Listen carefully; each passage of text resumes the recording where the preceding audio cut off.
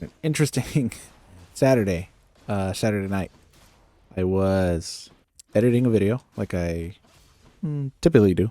And sure enough, lo and behold, what gets recommended to me on YouTube in the video from Riot Arcane talking about Project L. For those of you who don't know, Project L is a game that Riot Games announced.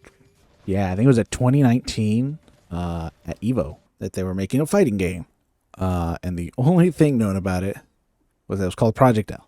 Or they had a video where they showed that they bought a studio that had previously made a fighting game. It was the one with like robots, and it was very like simple to play fighting game, beginner friendly, or like, you know, if you're new to fighting games, it's easy to pick up. Unfortunately, what happened was Riot just went radio silent on us. As far as we were concerned, Project L did not exist. It was like, it's like the Elden Ring of fighting games. And Riot Arcane had posted a video about Project L. I was like, oh my goodness, it's real. This game exists. And started to watch the video because I was like, yes, please tell me more. And boy, oh boy, was that a very interesting video. And was there a lot of awesome stuff. Honestly, it definitely got me a little bit more hype for the game. I was like, all right, I'm a little bit more excited. But they showed off like some gameplay and how the game looks. They massively changed it. I think when they showed off the first gameplay stuff, it was like 3D looking, and or like the characters were 3D. So they changed it, and instead of the 3D look, they gave it like a 2D look. It almost looked like an anime fighter for a second, but then they showed off the Jinx model, because in the trailer when they showed off Jinx's model, it looked like it was like a full-blown 3D model. They just kind of like, I don't know, did some cell shading or something on it to make it look a little bit more cartoony, I guess, or like 2D is what I'm looking for. That's the word I'm looking for. I liked like when I saw it, I was like, whoa, they changed this massively, but I thought it was super cool looking. I was like, this looks dope though. I really liked the art style, and I like backdrop. Like the backdrop looked very. It was just that like typical League of Legends look to it, but the characters were like 2D looking. I thought it looked really good aesthetically. I personally thought it was pleasing. I didn't mind it. And they said it would be like an assist fighter, which I was like, okay, so you'll play as one character and then you'll have an assist. But then I read on the website and it said it's a tag team fighter. So I was like, okay, so it's going to be 2v2, so you'll pick two characters. And now I'm not sure. I imagine once we get closer to release day, we'll find that out. Because they never showed like characters actually switching out, they only showed like one character fighting, and then another character would just pop in and like help them out with some like an assist. My thought is that it'll be just like you play as one fighter and you have an assist character. But if it turns out it's actually a 2v2 game and you're picking two fighters, then hell yeah, let's go. I'm all for that. Like, you know, on the website where they talk more in depth with about Project L. It's all the same information that's in the video. They did say that unfortunately they're not shooting for a 2020 release or a 2022 release, which is fine. I have no problem. I'm personally like, take your time, make it a good game. In, you know, there might be a beta test in 2023. That'll be cool, you know, and then they'll release the game, and then we'll be like, oh sweet, it's here, Project L release day, hell yeah. That's the only, like, I guess unfortunate news. But they had a lot of great stuff.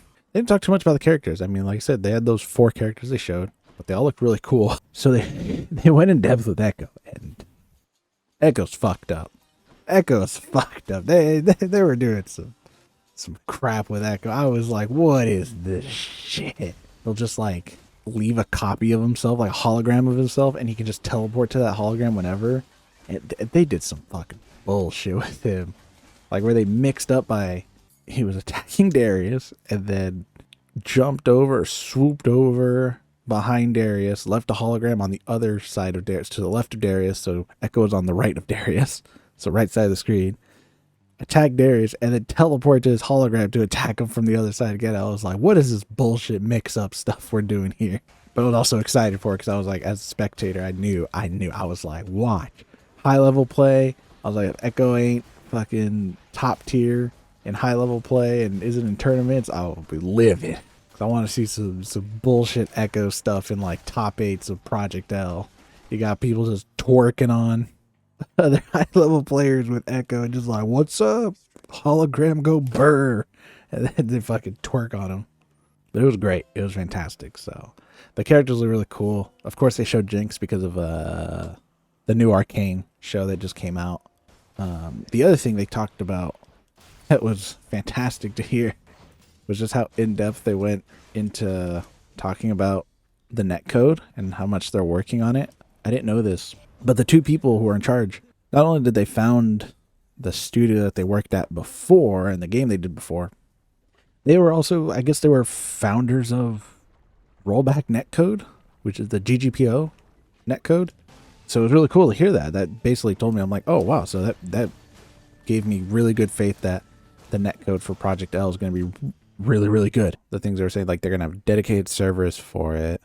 That gives me good hope for what the netcode will be like. The other thing they mentioned that they're working on, if you're connected with a person and their connection is, your opponent's connection is bad, but yours is fantastic. Let's say you got some like fucking Giga Chad fucking connection here. Like it is some god tier stuff right here, right? And your opponent is like, I don't know, fucking dial up internet for some reason, and somehow they connected to you. Because your opponent has poor connection, they're the one who's gonna see the negative effects from it, not you. So how they're gonna implement that, who knows? I'm sure there's a way to do it. You know, I'm not a programmer. I'm not very smart. I don't know how that stuff works, but they said they're gonna do it, and by God, if they do it, I will applaud them and I will thank them for their service. Since it's an R&D, they couldn't talk about this or mention it, but maybe in 2022 they'll mention something, or they'll mention something closer to release, to launch. But they didn't talk about pricing or what they're planning to do for pricing, and that makes sense, right? It's just way too early to talk about that right now. They still have to make the damn game. The reason I'm curious on pricing, Riot is known for, there's one game they're really known for, a second game that they're lesser known for, but still people know about it, and then there's a third game that those who play that style game like it, and that's, obviously League of Legends, right? They're super known for League of Legends. A lot of people play Valorant, and then people who like card games, play Runeterra. And the thing all three of those games have in common is they're all free to play. You don't have to spend a dime to play any of them. Even Legends of Runeterra being a card game, you could play it 100% for free, not spend a single dime on that game, and still get a fantastic experience and play it. And I've probably put more hours into Runeterra than I have in certain $60 games. I mean, hell, I finished Metroid Dread the other day. I put almost it was just shy of 7 hours, and that was a $60 game. And Runeterra, I've put $15 into that game, and I've probably played it for way more than 8 hours.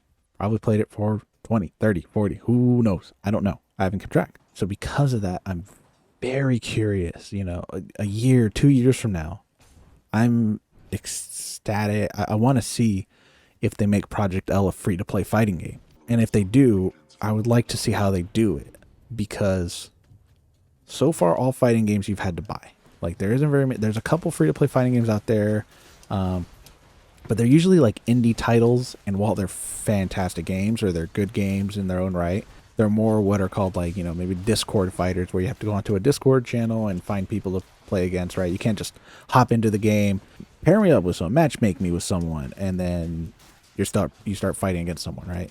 You just have to go look for someone to play against. You're paying $60, and you're kind of taking the gamble that a year from now you can still play the game because everyone else is still playing it.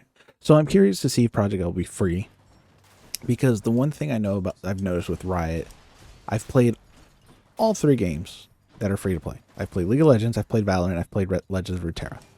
And one thing I will say about Riot is they understand the free to play model. They somehow, I don't know how they do it. Maybe it's because they make it so that when you play one game, it lasts 30 minutes, so you end up just wasting a lot of time.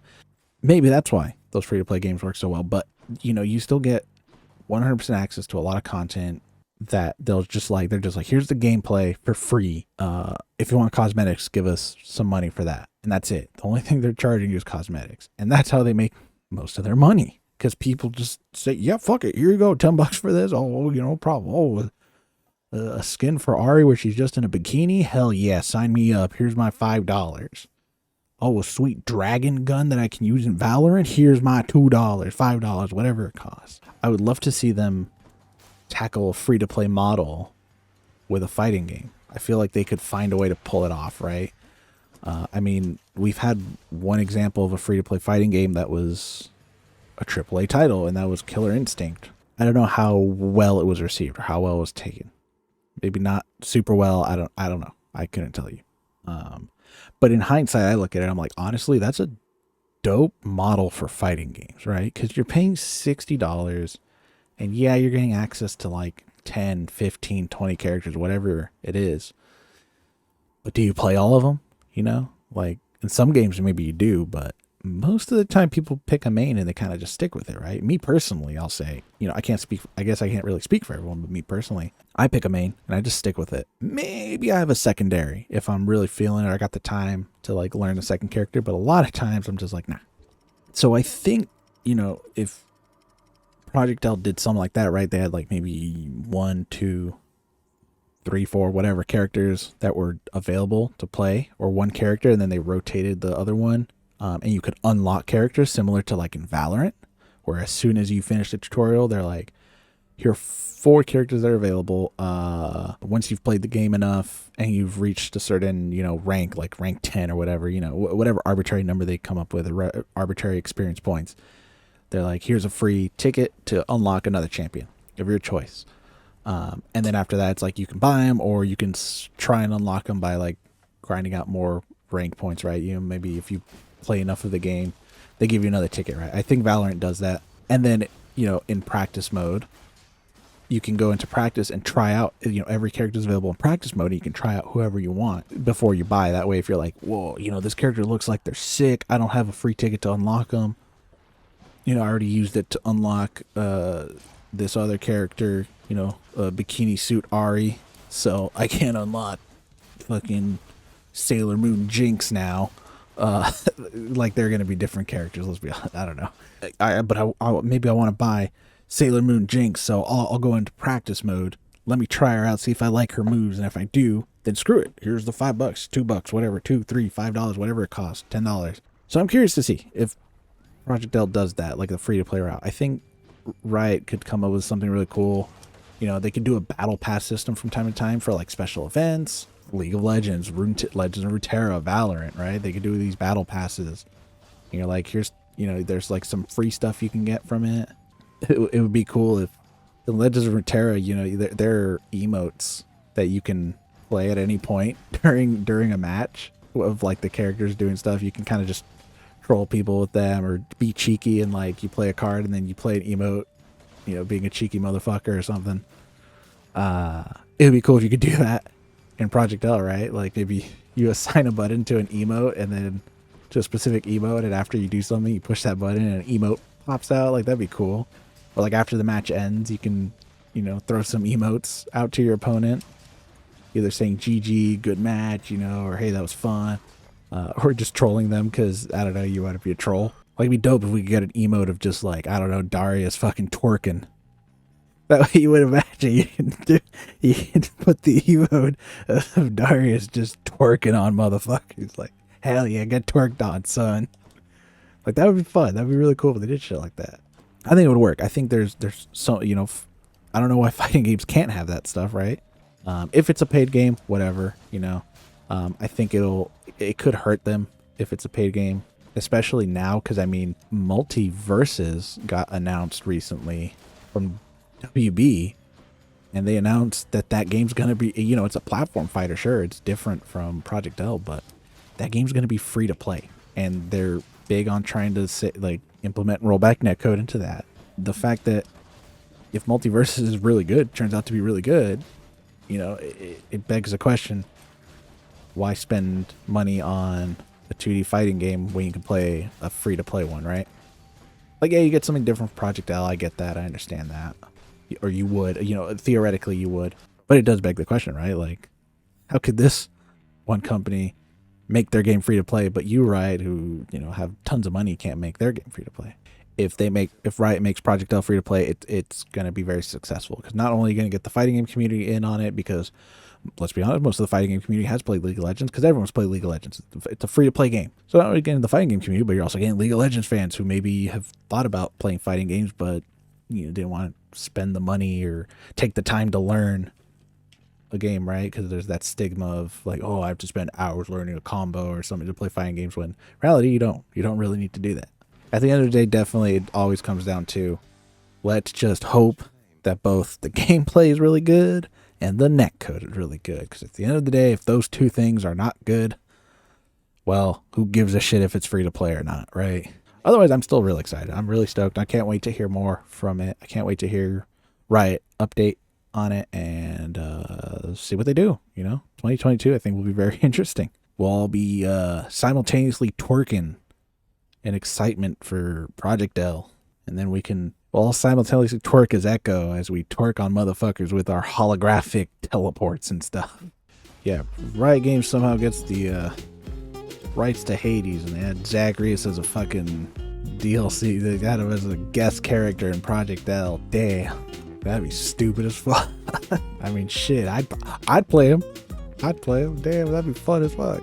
Zagreus in Project L, let's go. I'd be all about it.